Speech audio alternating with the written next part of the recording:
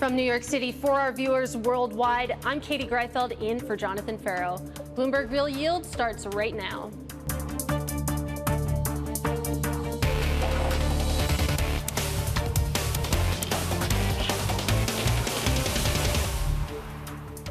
Coming up, 6 months makes a trend on CPI. That means that bond traders once again are fighting the Fed, all as the flood of corporate issuance continues. We begin with the big issue, a potential downshift in rate hikes. The Fed has a clear path towards 25 basis points. The month-over-month CPI print negative. This number was bang on the screws. Inflation has clearly peaked. A cool number, but it was one that was priced in. Forwards are saying the Fed's going to hike 27 basis points. 25 basis points. 50 in February. 2 more 25 basis point hikes. I think the market's a little too optimistic. Why are we so confident now? Everybody was wrong last year. Service CPIs, shelter inflation, core services ex shelter, that's still high. China fueling the economy, which is inflationary, that is a concern. The job market has been sending us very mixed signals. Fed can't be on autopilot. Now it's about when will the Fed stop? Chair Powell has made very clear, 5.5. We think we'll get to 5. And that we'll be there at the end of the year. The more important thing now is actually how long rates stay high. A high hold. That high hold. The market has to look at what the Fed is actually communicating to them. Joining us now, Morgan Stanley's Sankaran, Wells Fargo's Maureen O'Connor, and Peter Tchir of Academy Securities. Maureen, let's start with you because we heard the consensus there. Does 6 straight months of declines in headline CPI equal a 25 basis point hike from the Fed next month? Listen, I think it's nice to see inflation moderating. I think it's probably not moving at a pace as quickly as perhaps the Fed would like on some of the core components. And remember, we have seen some head fakes before with inflation. So I think we're proceed with caution, but the data does support in our mind a moderation in the pace of rate hikes. It had been, for example, our base case that the Fed would move 50 in February prior to the numbers. We have taken that down now to 25. That said, we do not believe this is the last Fed rate hike. We believe there's capacity for at least 1, if not 2 more. So our view on terminal rates is still that we'll hit 5%, maybe even the low 5% before hanging out there for quite some time. So downshifting, not pausing. Shri, what's your view? Can the Fed shift from focusing on controlling inflation to worrying about growth here? I think our house call from Ellen and team has been that we will get a 25 basis point rate hike. This was even before the CPI print this week. And the thought process here is that we do think that there is a high probability that the Fed is on hold for the remainder of 2023 up until December. So a pause is what we're formulating it as after the 25 basis points in February. And part of it is the balance of the mandates that they need to think about to the extent that the threshold with respect to a more persistent moderation in inflation is being met. I think there is a greater kind of case for them to focus on the protecting the growth side of the mandate. And that's why we think a pause is what the likely outcome is going to be after the 25 basis point rate hike in February. And Shri, just to clarify quickly, so on hold up until December, does that mean through 2023, or are you anticipating a rate cut at all this year? So the first rate cut that Ellen and team have is booked in for like December of 2023. That's a 25 basis point rate cut. So that's kind of by and large gets us in line with what the markets are pricing in, but it's just a trajectory which is slightly different. So we do get there to a similar level as the market is solving for by the end of 23, but we get there with 1 less rate hike initially and a rate cut potentially in December. All right, Peter Tchir, let's recap a little bit, because again, we got headline CPI cooling to 6.5% in December, and that was a month where you had the unemployment rate actually drop to 3.5%. Is this what a soft landing looks like? I think we can all hope for a soft landing. I think it's going to roll over and be far worse than that. If you take a look at the data, right, it's for the last quarter, you're barely over 3% inflation, right? So you start taking a look at a quarter, it's trending down. ISM services was a disaster.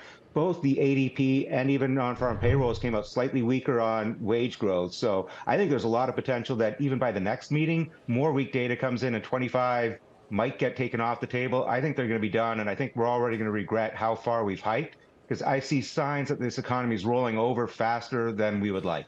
Well, Peter, do you agree with Tchir here that that ultimately leads to a potential rate cut by the end of the year? Yeah, I think they are potentially going to be forced to do that. I think they're going to try and avoid it. I think they'd be much better off not hiking and then being able to stay at whatever rate they get to longer. And the big question to me is QT more important than rate hikes or cuts? Because I think QT is important, and I really think they want to keep on that. So I would stop with the rate hike sooner and just focus on QT. Well, this gets us to a really interesting discussion about fighting the Fed. And actually, we heard from DoubleLine CIO Jeffrey Gundlach on that topic earlier this week, speaking in a webcast. Let's take a listen. The Fed funds implied rate by the yield curve, the Treasury yield curve, has really become remarkable, where we see that the bond market pricing shows that the Fed is not going to make it to 5%. They're going to make it just under 5% by May or June.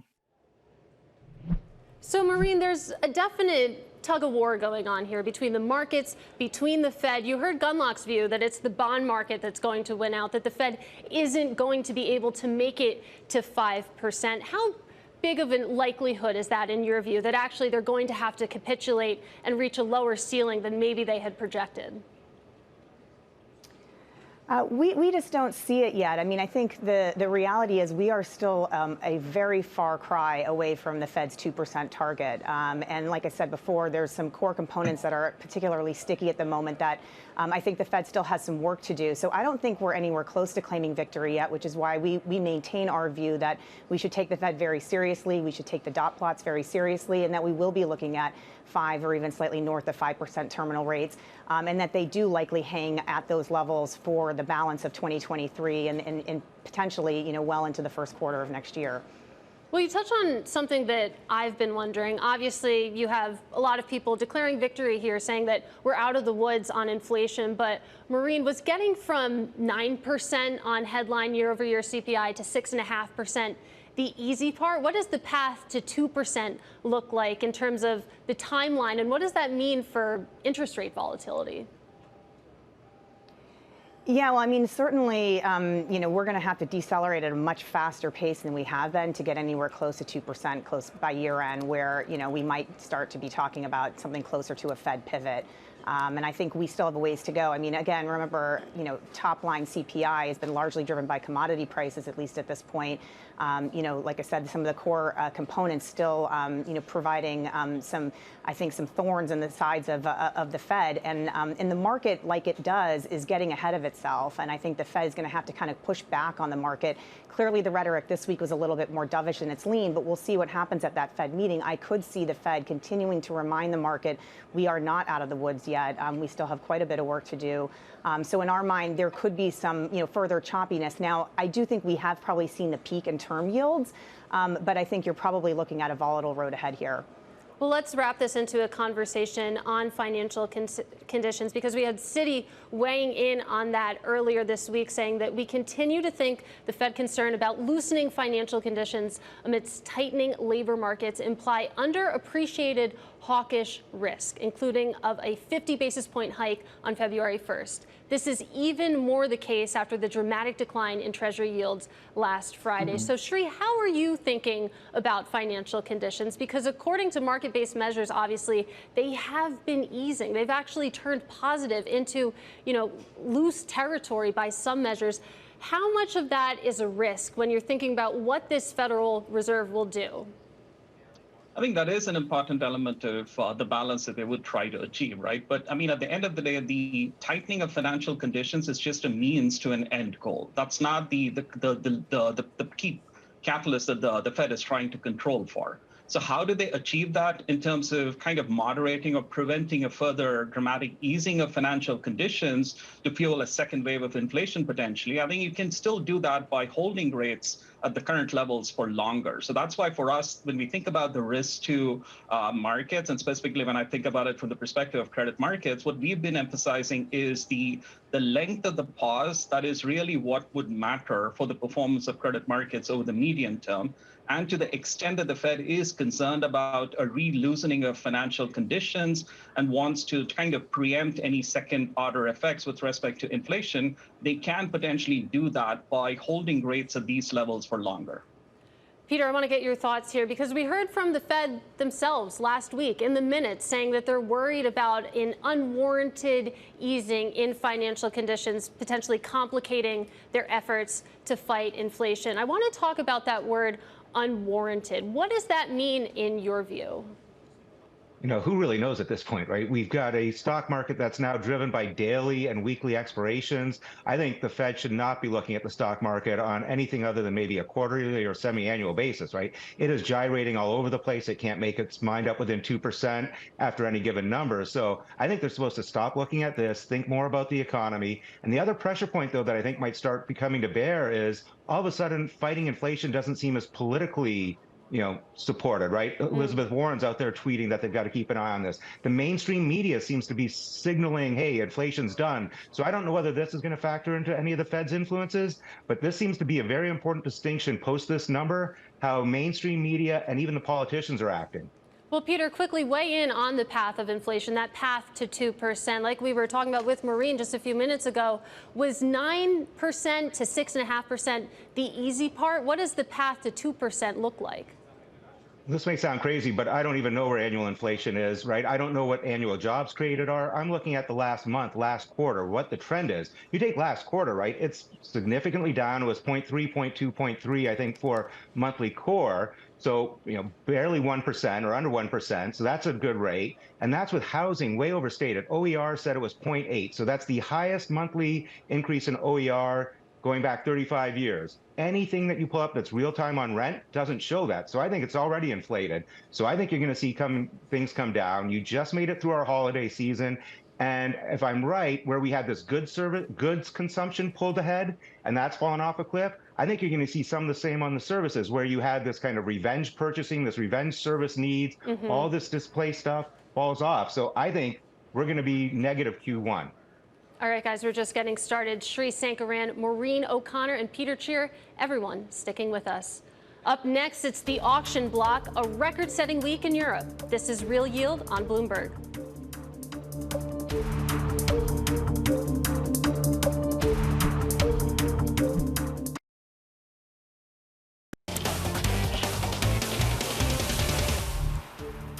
I'm Katie Greifeld. This is Bloomberg Real Yield, and it's time now for the auction block, where the issuance boom drives higher.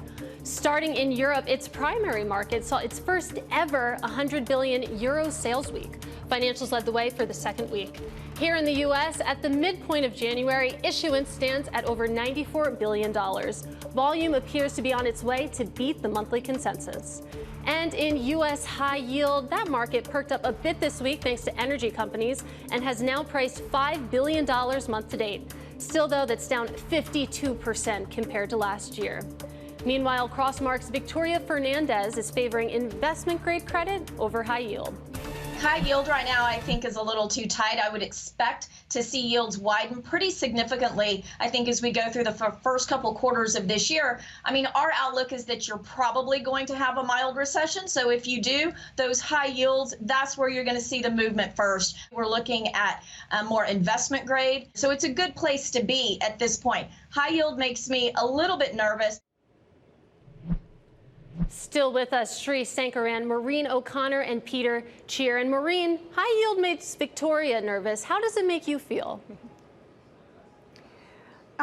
We tend to agree with the overall thesis there, right? It is still our base case that we're going to be looking at likely a mild recession in the second half of this year. And so, faced with that dynamic, you're supposed to do the up in quality trade, right? You're looking for high quality, highly rated, low levered companies generating large, stable free cash flow.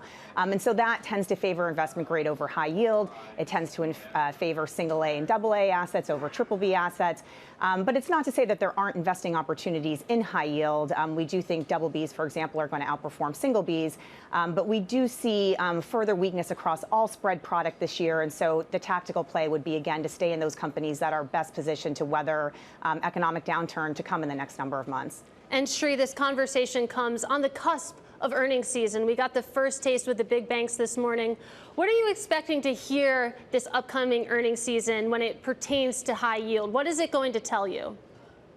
So I think there are a whole bunch of factors that we're focused on, right? So for us, even if the economy avoids a recession, we are much more concerned about the earnings outlook going into 2023. Specifically, our guidance around 23 numbers is what we're trying to parse more specifically.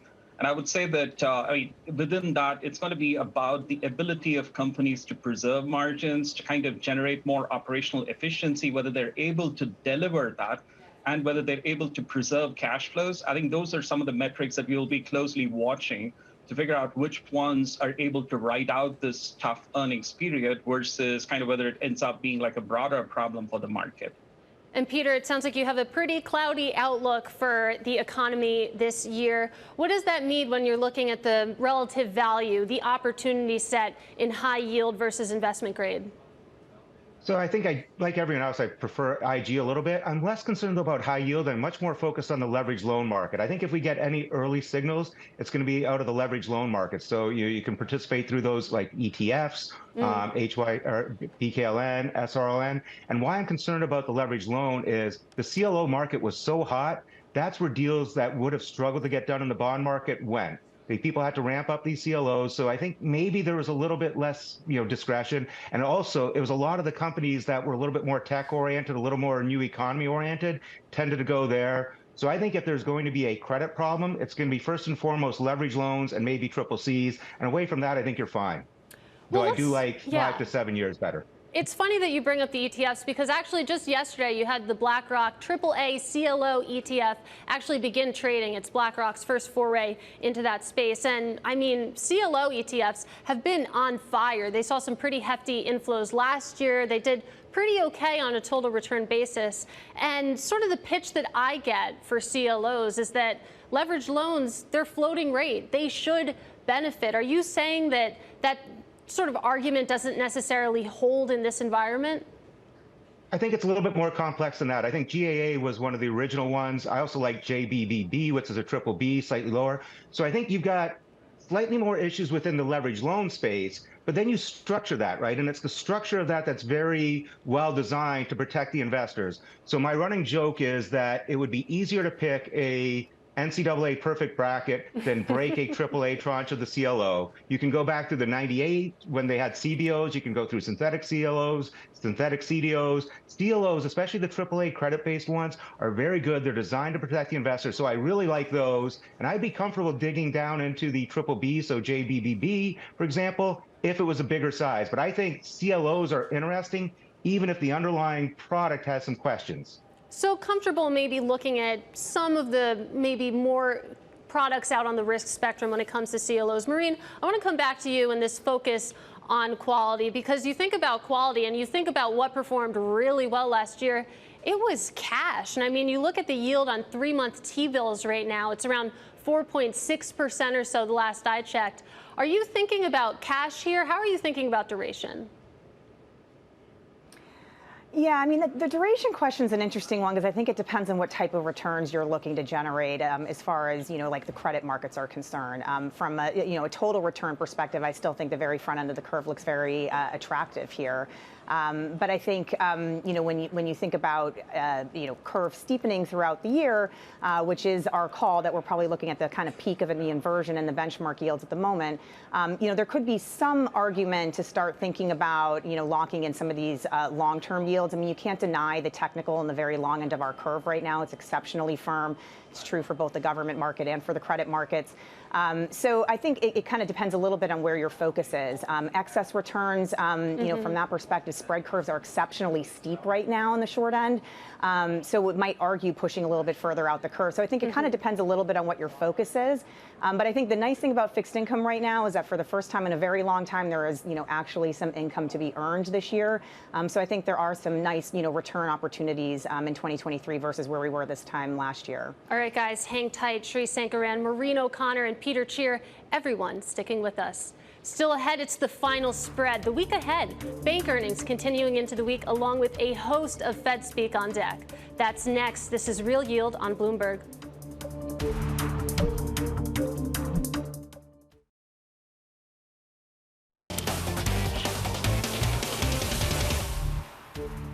I'm Katie Greifeld. This is Bloomberg Real Yield, and it's time now for the final spread. The week ahead, Coming up, U.S. markets closed on Monday for Martin Luther King Day. Then we have bank earnings continuing with Goldman Sachs and Morgan Stanley on Tuesday.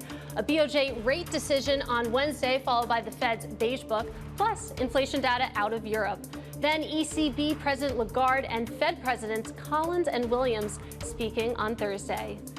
Sri Sankaran, Maureen O'Connor, and Peter Tchir are still with us. And before we get to the rapid fire, let's talk about the week ahead, because we have bank earnings, we have Davos, we have the Bank of Japan. Peter, what's top of mind for you? I think, do people buy into this potential for soft landing? So as the pendulum's swinging, it looks like it's going to stop at a soft landing. I think we rally a little bit next week. I'm cautiously optimistic everyone's going to get head faked into this soft landing. From there, then I think we have some trouble. All right, Maureen, what's your focus?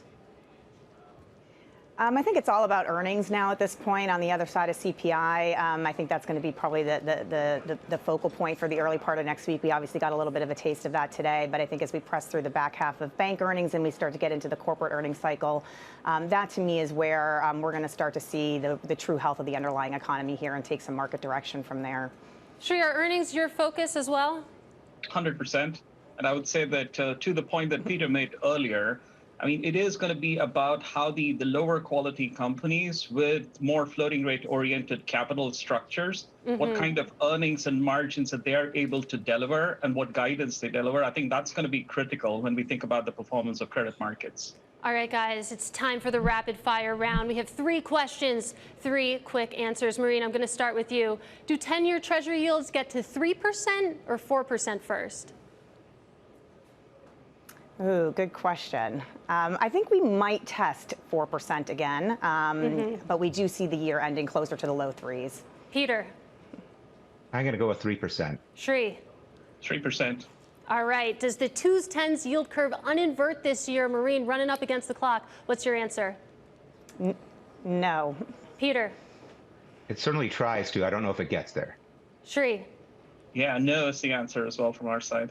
All right, guys, we got to leave it there. That is Sri Sankaran, Maureen O'Connor, and Peter Tchir joining us this week from New York. That does it for us. Same time, same place next week. This is Bloomberg.